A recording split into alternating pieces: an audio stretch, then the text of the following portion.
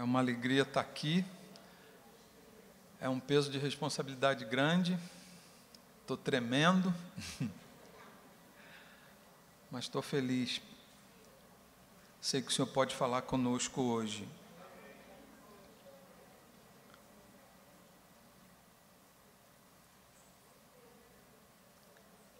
Irmãos, eu faço 36 anos de casado, dia 31. Tem muito, na verdade, são 46 anos, porque eu namorei 10 anos, não tinha dinheiro para casar. No final de 10 anos, consegui dar um jeito, me formar, casei. E a gente nunca tirou umas férias como essa agora. Eu e minha esposa saímos, fomos para um país árabe passear. Foi um grande privilégio numa época como essa. E depois fomos visitar nossos filhos.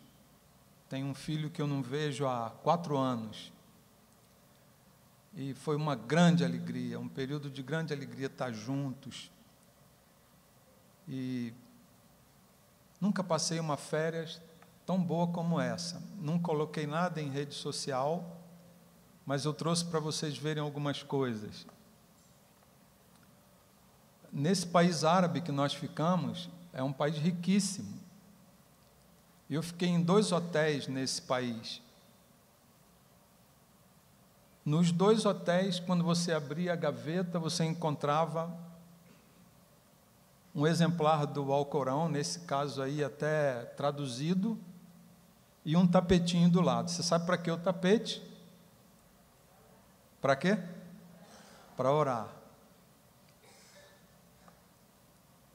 A cada 300 metros da estrada principal, você encontrava uma sinagoga, não, uma mesquita. Essa aí, especialmente, tinha acabado de construir. Eles gastam milhões e milhões de dólares, investem, tanto nesse país quanto na África, nessas mesquitas, na religião deles.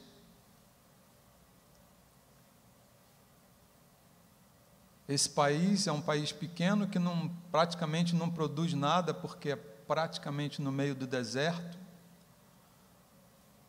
mas eles trazem de fora todas essas especiarias que vocês estão vendo aí, comercializam lá.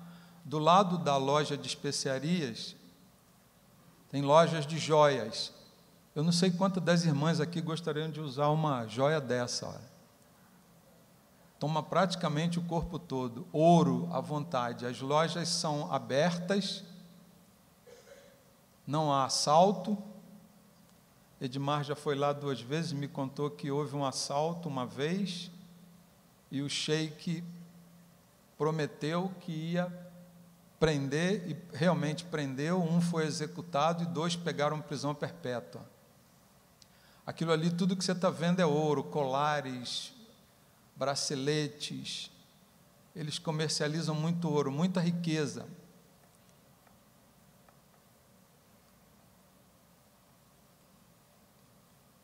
Não sei porque não está. Eu queria que vocês olhassem esses postes aí, esse terreno grande é a casa do homem que dirige esse país. Se você olhar lá em cima no poste, vai ver que é dourado. Na verdade, aquilo lá é ouro maciço mesmo.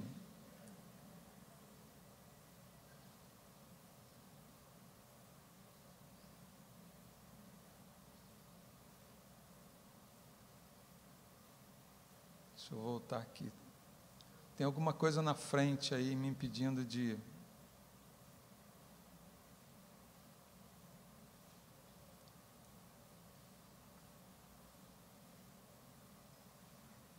Gessé, você vai ter que passar para mim. Volta, Gessé, uma, por favor. Volta mais uma. A base do poste, aquilo que você está... Volta mais uma. Agora volta, vai para frente, por favor. A base do poste que você está vendo ali é ouro maciço também. Passa mais uma. Esse pino que vocês estão vendo ali é uma bola de ouro maciço. Passa. Alguém tentou tirar, está vendo? Alguém tentou desaparafusar ali e tirar aquela bola de ouro maciço. Deve pesar mais ou menos meio quilo essa bola. Eles têm muito dinheiro. Passa. Essa foto, irmãos, é a foto que eu gostaria de ter mostrado no dia que eu dei a aula sobre o Rio Nilo. Na volta do avião, é um avião de uma empresa árabe, eles passaram em cima do Mar Vermelho e do Rio Nilo. Praticamente no deserto do Saara não há nuvens. E eu tive a oportunidade de fazer essa foto de celular. Esse é o Rio Nilo.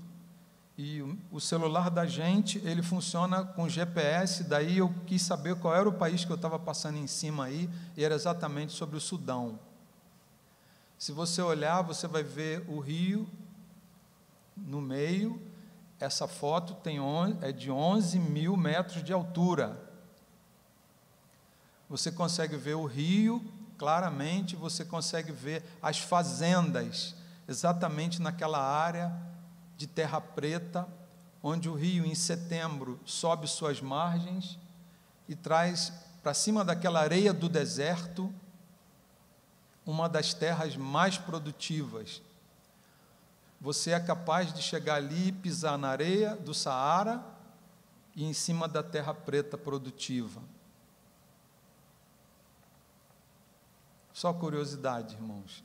Passa para mim, Gessé, por favor. Dentro do avião tem, nas horas da oração, nas horas do clamor lá do povo islâmico, está mostrando para onde o avião está indo, vindo para o Rio de Janeiro, e mostrando a direção de Meca para você poder se voltar para Meca e orar lá.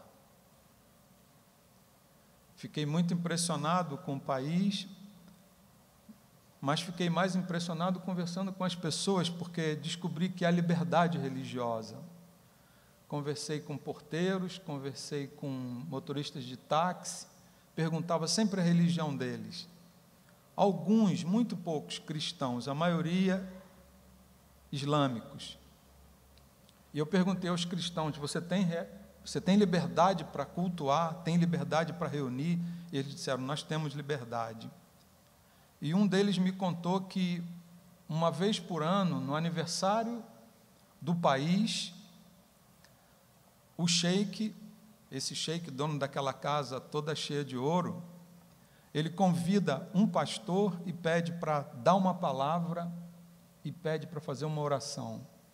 Fiquei muito impressionado com isso. Encontrei lá irmãos trabalhando, pregando o Evangelho. Encontrei gente de Niterói lá, incrível. Gente de Niterói, pregando o Evangelho lá. Passa para mim, Gessé. Então, irmãos, nas duas últimas aulas, a do Ailmer, foi tratado a respeito da urgência do avivamento. Como a gente deve desejar isso, irmãos. Como a gente precisa disso. Essa casta que está aí, essa situação que a gente vive.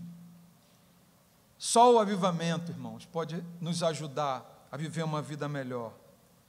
O pastor Theo também tratou dos entulhos, tratou da questão de como os entulhos podem atrapalhar da gente conseguir chegar na água viva. E hoje a gente vai entender um pouco desse negócio de água viva também. E também tratou da questão de que nós podemos ajudar a remover esses entulhos, para ter acesso a essa água viva, a água do avivamento. Hoje, irmãos, nós gostaríamos de tratar da necessidade da gente viver nessa busca, viver nessa esperança. Nunca, irmãos, na história da humanidade nós tivemos tantas distrações. Nunca. Hoje a gente tem as distrações à distância do nosso dedo para o celular, para o nosso tablet, para o nosso computador. Somos envolvidos com muitas ofertas, e somos assim dirigidos por dois tipos de filosofia hoje em dia. Uma filosofia chamada pluralismo, que, por certo aspecto, é uma coisa boa. O pluralismo nos ensina que existem muitas opções viáveis dentro de uma sociedade, em todos os níveis, especialmente naqueles ligados à visão do mundo, fé e ideologia. Hoje você pode praticar a sua fé, sua ideologia, sem que ninguém saiba, você pode escolher, você tem acesso a ela, e o pluralismo é muito bom, irmãos, porque ele nos permite apreciar várias opções. Eu me lembro, quando eu era novo, a gente ia comer pizza, só tinha um tipo de pizza. Qual era, irmãos? Mussarela. Hoje, na pizzaria ali perto da minha casa, você vai ter enorme dificuldade de escolher, porque o pluralismo trouxe 80 tipos de pizzas diferentes. Por um aspecto, é bom, você pode escolher. Mas o problema do pluralismo, irmãos, é que o pluralismo dá um passo adiante e afirma o pluralismo relativista, que é, na verdade, conhecido como relativismo. Eu tive grande dificuldade dentro da minha casa, e eu sei que você deve ter também. Eu tive com meus filhos. Toda vez que ia conversar com eles, eles diziam, não, tudo é relativo. Essa é a máxima do relativismo. Tudo é relativo. Relativismo, irmãos, é uma filosofia muito atraente e popular, e hoje em dia ela está espalhada aí por todos os lugares. Na superfície, o relativismo parece uma coisa muito boa e benéfica, tolerante, sociável. Ouvimos muito dos relativistas as seguintes frases: viva e deixe viver. Outra frase muito comum é: não existe verdade absoluta. Eu ouvi isso da boca dos meus filhos dentro de casa. Não existe verdade absoluta. Quando eu ouvi isso, eu falei, eu quero que você sente aqui, precisamos conversar. Porque você está reproduzindo, como muitos crentes fazem, o que ouvem aí do mundo. Se você abrir as redes sociais daqui da igreja, você vai ficar horrorizado com algumas coisas que crentes dizem, que não sabe de onde veio, não comparou com o Evangelho, não abriu a palavra de Deus, só ouviu e repetiu nas redes sociais. Coloquei meus filhos sentados e perguntei, não tem verdade absoluta? Não. Não tem? Não. O que você vai fazer na escola então? Se não existe verdade absoluta, não existe escola. Se não existe verdade absoluta, não vale a pena o ensino. Não vale a pena sair para trabalhar, não vale a pena nada na vida. Essa é um sofisma criado por um grego antes de Jesus, e ele chegou na Europa alguma vez e disse, tudo aquilo que eu acredito que é verdade, é verdade. Ficou todo mundo quieto, mas ele deu um enorme azar, porque estava no meio ali Sócrates. Sócrates levantou e disse, então eu acredito que você está errado. E acabou com a teoria dele.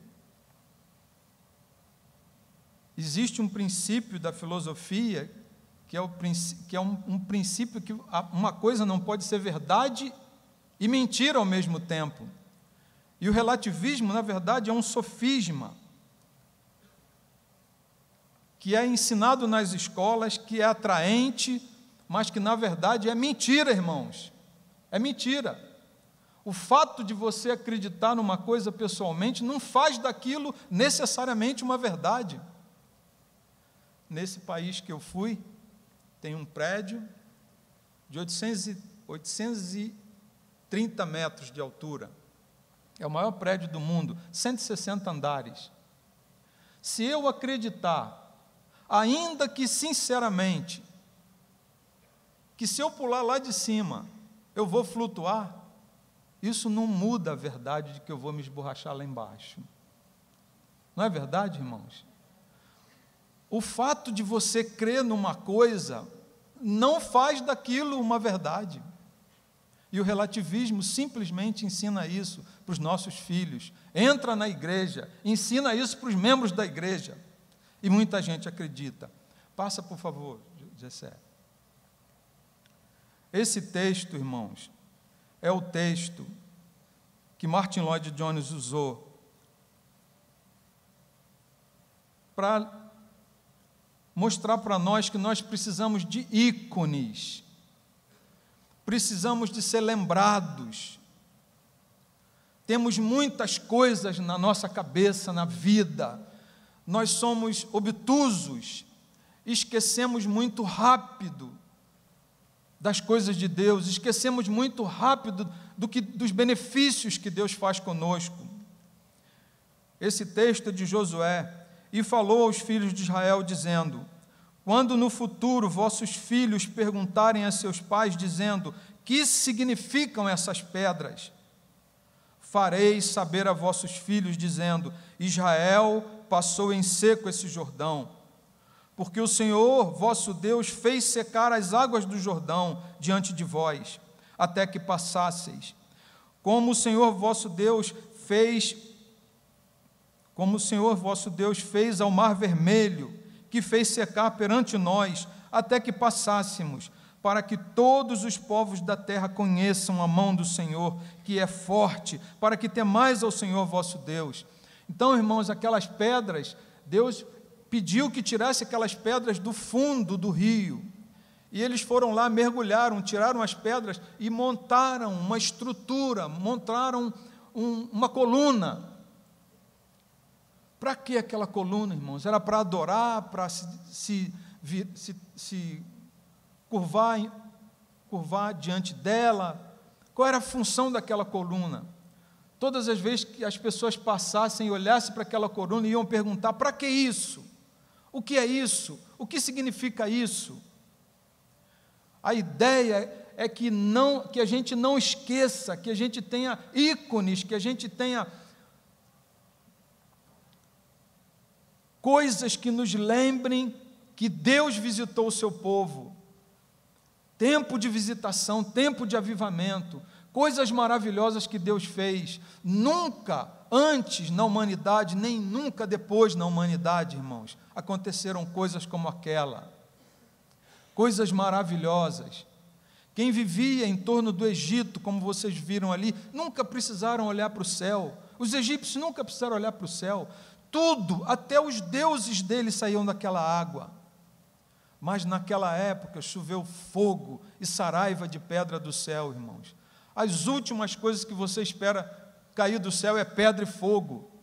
Mas ali caiu, porque os egípcios precisavam saber que existe algo mais do que isso que a gente está vendo aqui. Aquelas águas do Nilo são curativas até hoje. São águas maravilhosas. Eu nunca entendi bem como é que um rio pode andar 7.000 quilômetros e ainda ter água para chegar até no delta do Nilo. Só entendi com essa foto. É muita água que desce do coração da África. Aquele povo não precisava de Deus, nunca precisou olhar para cima, até que desceu fogo do céu, até que desceu pedra do céu. Deus se revelou para eles. Tempo de avivamento, tempo da presença de Deus no meio do seu povo. A questão, irmãos, é que a gente sempre esquece. A gente esquece, por isso que a ceia é instituída entre nós. Em 2 Coríntios 11, versículo 23, fala sobre a ceia, fala sobre o partir do pão. Por que o Senhor Jesus instituiu a ceia, irmãos? Porque nós temos a tendência de esquecer. E a ceia é a mesma coisa daquela coluna, irmãos. Você precisa chegar diante da ceia e se perguntar: o que é isso? Para que isso? O que é esse pão? O que é esse vinho? O que significa isso? Você deve fazer isso toda vez que estiver aqui diante da ceia, irmãos. Você deve fazer essas perguntas, pode fazer. Até na tipologia, o pão e o vinho são ricos de significados. Quando eu e você olhamos para o pão, devemos nos perguntar o que significa isso. A gente olha para o vinho, esse vinho. Não existe pão, irmãos, sem que o trigo seja moído. Pão sem que aquele trigo. Não existe pão sem que aquele trigo seja levado ao forno. Você entende o significado do trigo, do pão? Fala da pessoa do nosso Senhor Jesus Cristo, do quanto ele foi amado. Isaías,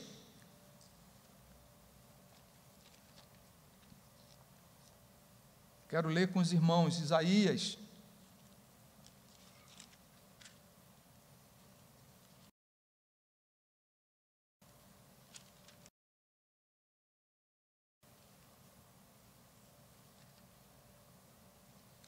Isaías 53, versículo 10. Você pode abrir sua Bíblia, diz assim: todavia ao Senhor agradou moê-lo, fazendo enfermar. Isaías capítulo 53, versículo 4. Certamente Ele tomou sobre si as nossas enfermidades e as nossas dores levou sobre si.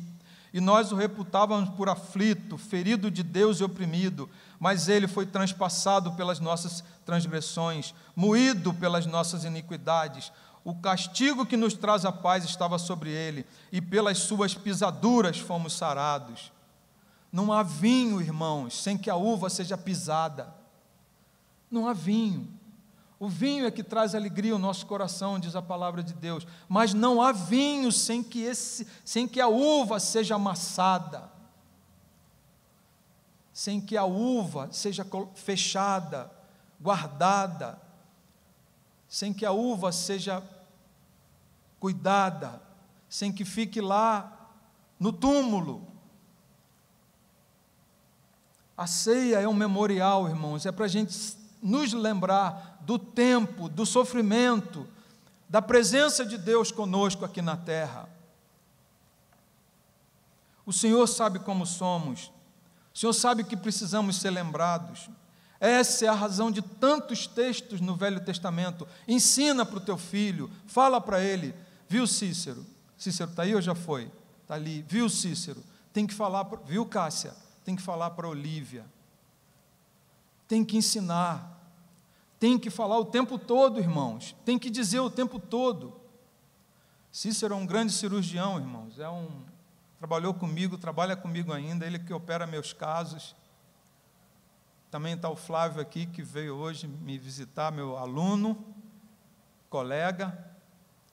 Prazer ter vocês aqui. Precisamos falar, irmãos. A nossa memória é curta. Recebemos tantos benefícios de Deus, no outro dia a gente já esqueceu o que era aquilo, irmãos, o que era aquela pedra, uma lembrança, um ícone, não era para adoração. Você não precisa chegar na ceia e adorar a ceia, você tem que fazer perguntas para a ceia, lembrando de uma época de visitação especial no meio do seu povo. Não sei quantos de vocês têm lido o livro de Martin Lloyd Jones, mas, irmãos, esse livro aquece o nosso coração. A gente fica aquecido com a enorme possibilidade da visitação do Espírito Santo na nossa igreja. Não sei quantos de vocês já leram sobre outros avivamentos. Fico imaginando, irmãos, o Senhor fazendo conosco o que fez com os irmãos morávios na Tchecoslováquia. É impossível você ler a história deles e não encher o seu coração. É impossível você não chorar lendo aquelas histórias maravilhosas. Passa o slide 4 para mim, por favor. Esse é o símbolo, irmãos, dos irmãos morávios. Ali está escrito, Vicit Agnus Noster, Eum Sequamur. está escrito ali em volta. Isso significa: venceu o nosso Cordeiro, vamos segui-lo. Irmãos, eles começaram uma reunião de oração. Essa reunião de oração, 24 horas por dia. 100 anos durou essa reunião de oração. Sabe por quê? Eu tenho impressão, sabe por que demorou 100 anos? Havia confusão no meio deles. Um dia o conde Zinzendorf sentou com todos eles e disse: olha, nós precisamos quebrar as nossas diferenças em Cristo. Ou a gente quebra as diferenças em Cristo, ou nós não vamos a lugar nenhum. Eles se tornaram um. Eles começaram a ser chamados de irmãos unidos. Tiraram aqueles rótulos todos. Um acredita numa coisa, outro acredita numa coisa, outro acredita em outra. Pararam de brigar por causa de bobagem e começaram a buscar o Senhor. 100 anos, irmãos. Uma reunião de oração de 100 anos. Foi o maior movimento missionário que já existiu na face da terra. Eles mandaram jovens para o mundo inteiro. Há uma história que eu li, me deixou tremendamente emocionado. 2 rapazes resolveram ir para umas ilhas, mas só havia possibilidade de ir para aquelas ilhas como escravo. Mas eles estavam cheios do fogo do Senhor, cheios de alegria, cheios de vontade de pregar o Evangelho. Eles se ofereceram como escravo. O povo naquele dia todo foi até o navio e ficaram lá chorando, olhando para eles. Eles subiram na murada do navio e gritaram bem alto: o Senhor é digno de abrir o livro, só Ele é digno. Ele é digno que a gente dê a nossa vida por Ele. Nunca mais se ouviram falar desses rapazes, irmãos. Nunca mais se ouviram falar. Eles foram para viver o Evangelho. Eles entraram na Europa toda, irmãos, esses irmãos morávios. Eles pregaram o Evangelho para muitos lugares. Eles impactaram a vida de muitos homens de Deus, muitos avivalistas. Jonathan Edwards, os irmãos Finney, todos impactados pela vida dos irmãos morávios. Na Inglaterra, irmãos, John Wesley foi um instrumento de Deus para mudar a história da igreja. Homem de oração. Há uma coisa, irmãos, há uma coisa que é fundamental para vir o avivamento, é a oração. Nós não podemos prometer, nós não podemos dizer nada disso, mas nós podemos orar incessantemente, pedindo ao Senhor: envia, Senhor. O Senhor já fez isso uma vez, faz de novo. No século XIX, muitos homens impactados por esse grupo dos irmãos moráveis. Finney foi um poderoso homem de Deus na palavra, na oração, no testemunho. Igrejas e igrejas foram renovadas, novas comunidades nasceram, pessoas deixaram vícios. Spurgeon, 1834 a 1892, foi professor de crianças na escola dominical. Foi poderoso na pregação, sinais e prodígios seguiam, eram comuns nas suas reuniões. Moody viveu em 1837 e 1899 nos Estados Unidos. Calcula-se, irmãos, que 500 mil pessoas aceitaram Jesus através das pregações de Moody. Ele dedicou-se à escola dominical. Começou com 12 crianças, terminou com 12 mil crianças. A escola dominical dele tinha 12 mil crianças. O que significam essas pedras? O que significa isso? Em primeiro e único lugar, irmãos, significa que nós precisamos ser lembrados de fatos da história. Nós precisamos olhar para esses fatos. Agora vai fazer 500 anos da reforma. Nós não precisamos adorar a reforma. Nós precisamos ler sobre a reforma, lembrar que foi um tempo de visitação de Deus, onde as pessoas amavam ouvir a palavra de Deus, amavam estar na igreja. Um homem foi utilizado, cheio do fogo do Espírito Santo. Mas aquilo, irmãos, não é algo que aconteceu uma vez só, é algo que pode acontecer de novo. Passa para mim, por favor. O segundo texto que Martin Lloyd-Jones usa, irmãos, é esse, de Isaías 62, versículo de 6 a 7. Sobre os teus muros, ó Jerusalém, pus guardas. Quem são esses guardas, irmãos? São os intercessores. Nós temos um grupo enorme de intercessores aqui na igreja.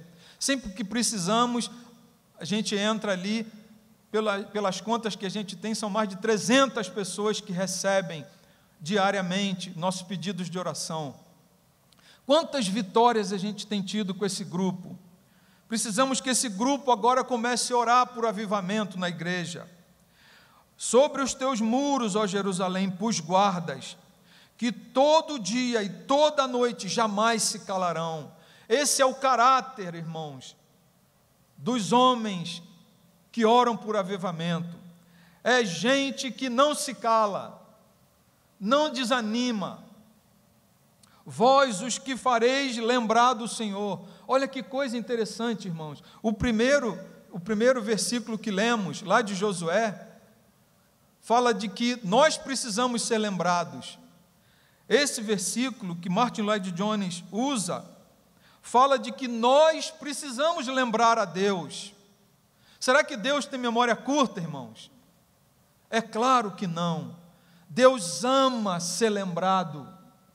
Deus ama que homens, mulheres, crianças invoquem o seu nome, pedindo, traz o avivamento para a terra. Vós, os que fareis lembrar do Senhor, não descanseis. É o tipo de gente, intercessor é o tipo de gente que não cansa, não pode cansar. Nem deis a Deus descanso, até que restabeleça Jerusalém e a ponha por objeto de louvor da terra. Irmãos, esse texto é sobre o caráter desses homens. Mas esse texto fala coisas maravilhosas. Aliás, Isaías fala coisas maravilhosas. O livro é uma poesia. Dizem que ele é o evangelista do Velho Testamento.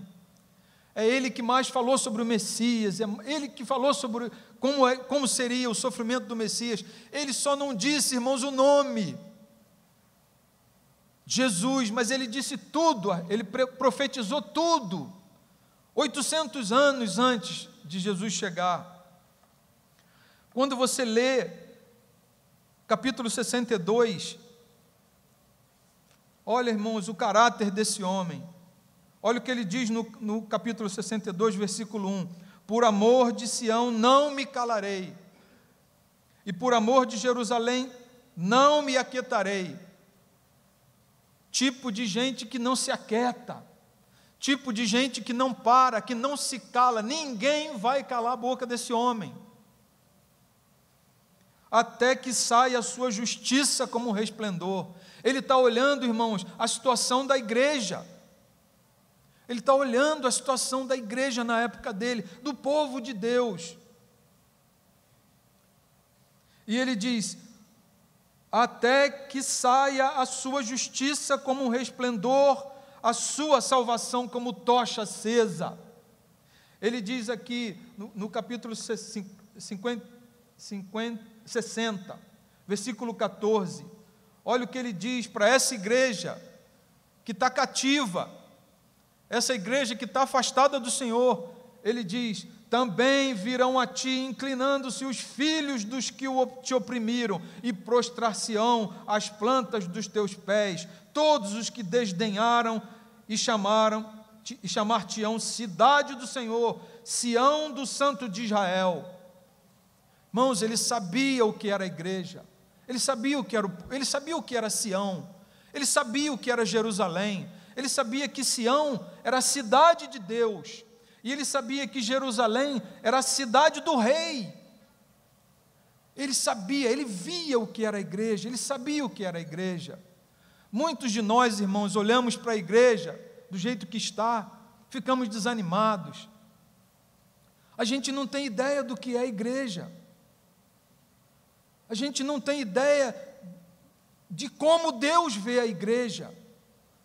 Você quer ver, irmãos? Eu separei cabalisticamente 7 coisas em Efésios, 7 coisas, 7 modos como Deus vê a igreja. Olha que incrível, irmãos. 7 maneiras de como Deus vê a igreja. Efésios capítulo 1, versículo 23. O Espírito Santo está soprando para Paulo. A gente não sabe o que é a igreja até chegar em Efésios. Esses estudos maravilhosos que tivemos com o pastor Antônio Carlos aqui. Você não sabe o que é a igreja até chegar a Efésios. Você vem lendo a Bíblia toda, só aqui é que é revelado para Paulo o que é a igreja. E aqui no versículo 23, Paulo diz: a qual é o seu corpo, a plenitude daquele que a tudo enche em todas as coisas. O que é a igreja, irmãos? É o corpo de Cristo. O que é o corpo? Imagina, o que é o corpo? Corpo é a expressão da pessoa. Como é que você sabe que eu estou aqui? Porque o meu corpo está aqui. A expressão da pessoa de Cristo é a igreja. A expressão da pessoa de Cristo é a igreja. Olha, a segunda coisa que fala a respeito do que é a igreja, versículo 10 do capítulo 2: pois somos feitura dele, criados em Cristo Jesus para boas obras, as quais Deus de antemão preparou para que andássemos nela. O que significa essa palavra feitura, irmãos? Ela no grego é poema. É isso mesmo, é poema. A igreja é a obra de arte de Deus, é a obra-prima de Deus. Isso é como Deus vê a igreja. A terceira coisa que fala sobre a igreja, irmãos, está no capítulo 2, versículo 15. Aboliu na sua carne a lei e os mandamentos na forma de ordenanças, para que dos dois criasse em si mesmo um novo homem, fazendo a paz. Quem é o novo homem, irmãos? É a igreja. É a igreja. Quarta maneira como Deus vê a igreja. Versículo 19. Assim, do capítulo 2, assim já não sois estrangeiros e peregrinos, mas concidadãos dos santos, e sois da família de Deus. O que é a igreja, irmãos? Família de Deus. Família de Deus. Um outro aspecto, irmãos, no versículo 21, um outro aspecto da igreja, no qual todo edifício bem ajustado cresce para santuário dedicado ao Senhor. Edifício de Deus. O que é a igreja, irmãos? É a família de Deus, mas a igreja também é o edifício de Deus, é o lugar onde Deus habita. Você não pode ficar sem reunir. Você que está me assistindo pela internet, não pode ficar em casa.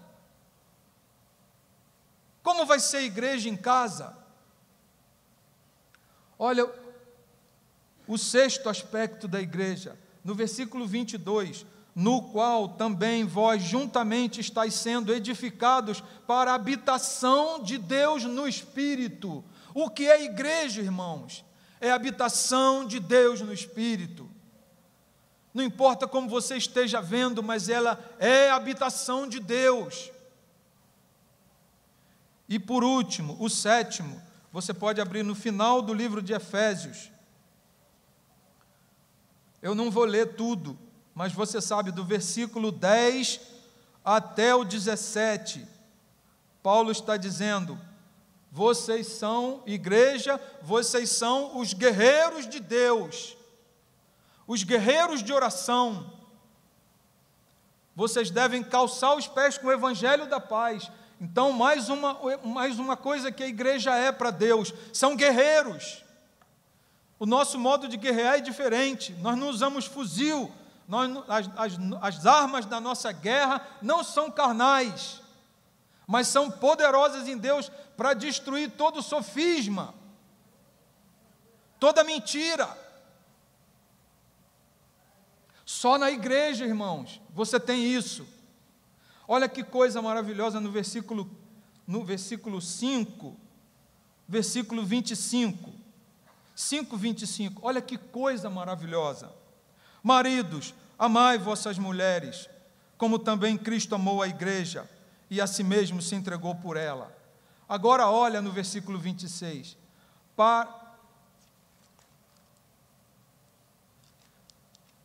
Amai vossas mulheres, como também Cristo amou a igreja e a si mesmo se entregou por ela, para que a santificasse, tendo-a purificado por meio da lavagem de água pela palavra.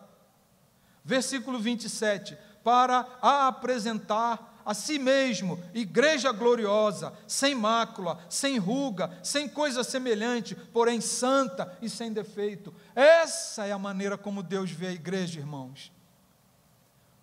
Você olha para mim e você me vê cheio de defeito. Se for morar lá em casa, nem imagina. Mas Deus me vê assim, Deus vê a igreja assim.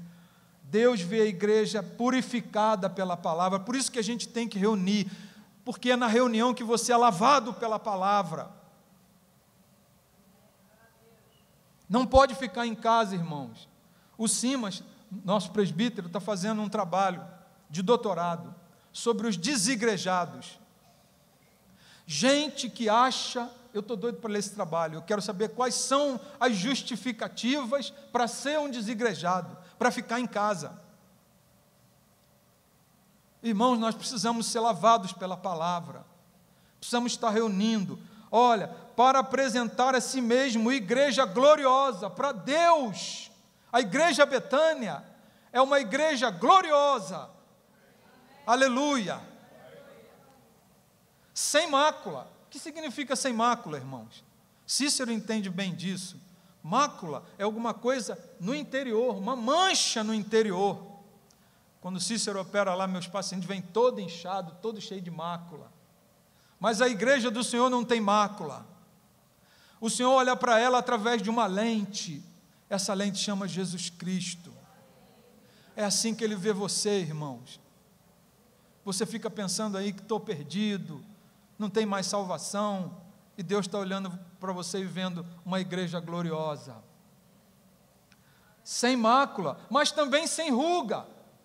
Para Deus, a igreja não envelhece, a igreja é a noiva de Cristo, Ele não deixa ela envelhecer.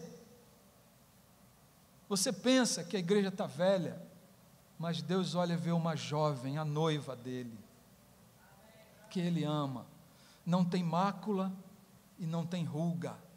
É assim que Deus vê a igreja. Irmãos, não sei, você que está me ouvindo, que está em casa, muitos dos meus parentes não reúnem, acho que pode ter a fé dele em casa direitinho. Eu vou dar 2 razões para reunir. Queria que você abrisse em Hebreus capítulo 10, 2 razões, irmãos.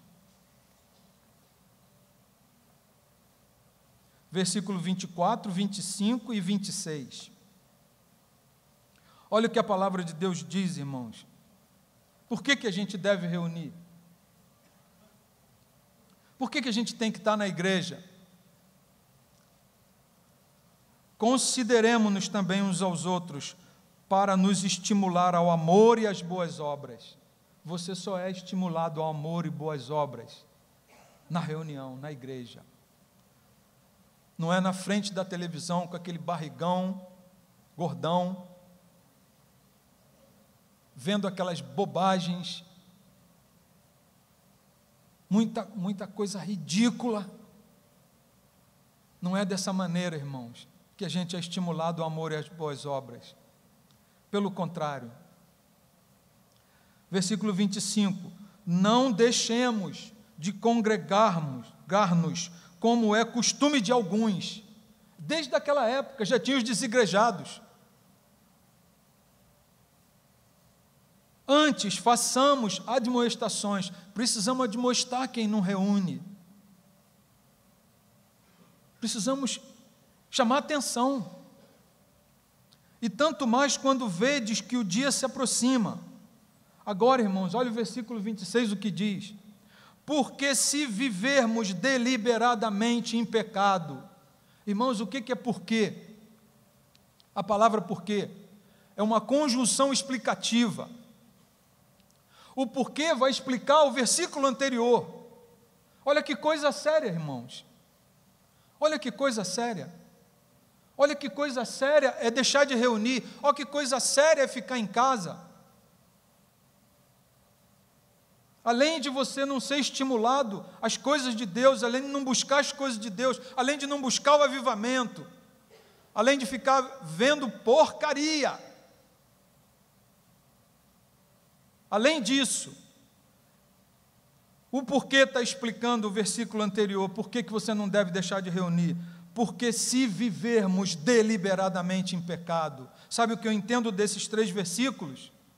Se você deixar de reunir, você quer viver deliberadamente em pecado, porque quando você está aqui na reunião, você é lavado pela palavra, a palavra incomoda o seu coração, incomoda a sua mente, incomoda a sua vida, e você tem que tomar uma atitude. Muitas vezes você ouve uma palavra aqui, parece que não serviu para nada, logo no meio da semana, você é testado daquela palavra que o pastor Theo trouxe para você aqui, que o pastor Josué trouxe. Pode observar, irmãos, não passa de uma semana e você vai ser testado pela palavra que você recebeu. Você às vezes fica aqui e não quer nem prestar atenção, mas se prestar atenção, Deus vai falar com você durante a semana. Deus vai falar com você. Não podemos, irmãos, deixar de reunir. É viver deliberadamente em pecado. E ele diz aqui: depois de termos recebido o pleno conhecimento da verdade, já não resta sacrifício. É como se, irmãos, você desprezasse a primogenitura, igual Esaú. Ele não sabia o valor daquilo de ser primogênito, ele não sabia o valor de ser filho do pai, ele não tinha noção daquilo. O outro que era ladrão, que era sem vergonha, mas pelo menos ele sabia o valor da primogenitura. Ele disse: eu quero isso para mim, eu quero as bênçãos do meu pai, vai ser para o meu irmão, eu vou dar uma volta nele. Ele foi pelo lado errado, mas Deus viu nele um coração. Muitas vezes, irmãos, tem gente que vai pelo lado errado, vai pelo plano B, mas Deus olha o coração, Deus olha a sinceridade. Olhou o coração de Jacó. Deus sabe que somos assim, irmãos. Essas pessoas que oram por avivamento, irmãos, elas cuidam de uma coisa só. O Martin Lloyd-Jones diz aqui, esse pessoal de avivamento, eles só pensam numa coisa.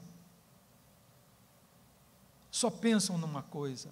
Isaías só pensava numa coisa, pensava na igreja. Ele via a igreja naquela situação e ele recebia de Deus a visão do que era a igreja. Ele via o edifício de Deus, ele via a morada de Deus, ele via a família de Deus, ele via o lugar de habitação de Deus, ele via todas essas coisas e ele dizia: mas isso é glorioso, isso não é isso que eu estou vendo. E aí ele profetizava dizendo: olha, vocês estão vivendo assim, mas não, vocês não são isso não, vocês são família de Deus, vocês são o povo de Deus, vocês são a Sião santa de Deus. Irmãos, tem gente que se incomoda. Eu me lembro de um pastor que eu conheci, que eu achava ele meio maluco.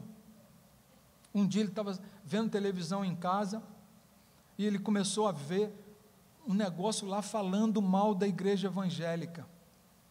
Ele não resistiu, ele começou a coçar a cabeça, o que eu faço com isso? Eu não posso fazer nada. Aí o que ele fez? Tirou o sapato, chamou a mulher dele, falou: tira o sapato, vamos botar o pé na televisão. Os dois botaram o pé na televisão. E ele disse: o lugar de você é debaixo do pé da igreja, lugar de demônio é embaixo do pé da igreja. A igreja prevalece contra você. Tem gente que é assim, não se conforma, irmãos, não se conforma. Esse tipo de gente não se conforma. Passa o próximo slide para mim. Olha o que Paulo diz em Filipenses 3, versículo de 13 a 14. Irmãos, quanto a mim, não julgo que já haja alcançado, mas uma coisa faço. É gente de uma coisa, quer fazer uma coisa só. E é que, esquecendo-me das coisas que para trás ficam e avançando para que estão diante de mim, prossigo para o alvo, pelo prêmio da soberana vocação de Deus em Cristo Jesus. Assim, olha, passa o segundo slide. Olha o que Paulo fala em 1 Coríntios, capítulo 2, versículo 2. Ele está falando para os gregos, irmãos. Ele está falando para os judeus e gregos, ali em Coríntios. E ele disse assim, pois resolvi não saber coisa alguma entre vós, senão uma coisa só: Jesus Cristo e este crucificado. Irmãos, essa gente se reunia no Areópago para ouvir sobre religião, para ouvir sobre lei, sobre literatura, sobre esporte, sobre filosofia, sobre cultura. Eles tinham coceira nos ouvidos. E eles iam para lá, e qualquer um que chegasse, eles botavam lá na frente e diziam assim: vamos ouvir o que esse bobão tem para falar. E Paulo foi para lá. Eu vou perguntar a vocês, irmãos, queria que vocês me respondessem. Paulo entendia de religião? Quem sabe? A Bíblia diz que ele era fariseu dos fariseus, criado aos pés da Harvard da época, Gamaliel. Sabia tudo de religião, sabia tudo de lei. Ele não podia chegar lá, irmãos, e começar a falar sobre religião e lei, para tentar engambelar eles, para chegar até Cristo. Podia? Será que ele sabia literatura? Ele, quando vai até os atenienses, ele cita os filósofos, os poetas atenienses. Ele sabia de cor e salteado, sabia isso tudo. Será que ele sabia de esporte? Será que ele sabia de esporte? Lê os textos dele, irmão. Ele sabe tudo de maratona. Ele sabe tudo de maratona, ele conhecia aquilo tudo, ele conhecia aquela cultura profundamente, ele podia chegar lá e começar a falar de maratona. Ele fala para nós de maratona, ele diz: olha, vocês precisam correr como aquele que quer obter a coroa. Ele sabia. Quem inventou a maratona foi essa gente. Quem inventou os esportes foi essa gente. Esse pessoal sabia tudo de filosofia, irmãos. E Paulo sabia filosofia também, muita filosofia. Ele podia chegar para eles e começar a falar de filosofia. E eles sabiam de cultura, muita cultura. Até hoje você pode visitar Atenas e ver as construções deles. Você pode ver a arquitetura deles. Você pode ver parte da arte deles. Eles tinham isso tudo, mas eles não tinham uma coisa. O que eles não tinham, irmãos? O Cristo crucificado. Jesus. E Paulo resolveu dar para eles aquilo que eles não tinham. Muitos pregadores hoje, eu vejo, irmãos, ficam gastando tempo com um monte dessas coisas, em vez de pregar o Cristo crucificado. Só uma coisa faz diferença na vida das pessoas: o Cristo crucificado. Literatura não faz diferença, irmãos, filosofia não faz diferença. Nada disso muda a vida de uma pessoa, só o Cristo crucificado. O que é um avivamento, irmãos, para a gente finalizar? O que é um avivamento? Eu separei vários textos do Martin Lloyd Jones, frases. São dias de céu na terra. Por que a gente deve buscar ter esperança todo dia nesse avivamento? Porque são dias de céu na terra. É a presidência do Espírito Santo na igreja. É a vida abundante dada ao povo de Deus sem medida. É o Espírito Santo vindo sobre a igreja. É Deus descendo e vindo no meio do seu povo. É o infinito visitando o finito. É a essência, irmãos. A essência do avivamento é a eternidade visitando a limitação do tempo. é um batismo, é um derramamento do Espírito Santo no meio da igreja. Jonathan Edwards diz que quando isso acontece, há a conversão das nossas afeições. Quando o Espírito Santo nos visita, nascem em nós afeições santas pelas coisas de Deus. E começamos a amar a Deus, começamos a amar o que Deus realmente ama. É o Espírito Santo que lança essa verdade, a presença dele lança a verdade para dentro do nosso coração, se transformando em amor, em afeição. O que passa a ocupar a nossa mente em tempos de avivamento, irmãos, é o que ocupa a mente de Deus. Sabe o que acontece? Sabe, se tivesse avivamento aqui, amanhã de manhã, quando você estivesse no seu trabalho, o seu desejo maior seria estar aqui. Você estaria com saudade. Você vai estar no seu trabalho querendo estar com os irmãos. A gente não vê a hora de estar juntos, desfrutando da presença de Deus. Como diz o pastor Antônio Carlos, apesar da criatura esquisita que eu e você somos, nós vamos olhar em tempos de avivamento para o único Deus e não apenas crer nele, mas ver excelência nele. E ser pego o amando o tempo todo. Isso é avivamento, irmãos. Nesse mundo tenebroso que a gente está vivendo, com homens matando homens, onde a ganância humana não tem medida, que a igreja Betânia possa orar, buscar e viver na esperança por tempos de avivamento. Esperança de desfrutar aqui nessa terra as riquezas da glória de Deus. Irmãos, não vamos esperar isso para o futuro. Há uma possibilidade. Em 1983, eu ganhei um livro. Eu nem pensava em vir para a Igreja Betânia, pastor Theo. Um livro sobre avivamento na Argentina. E eu tive contato com alguns pastores do avivamento da Argentina. Pude ver o fervor, o fogo que havia na Argentina.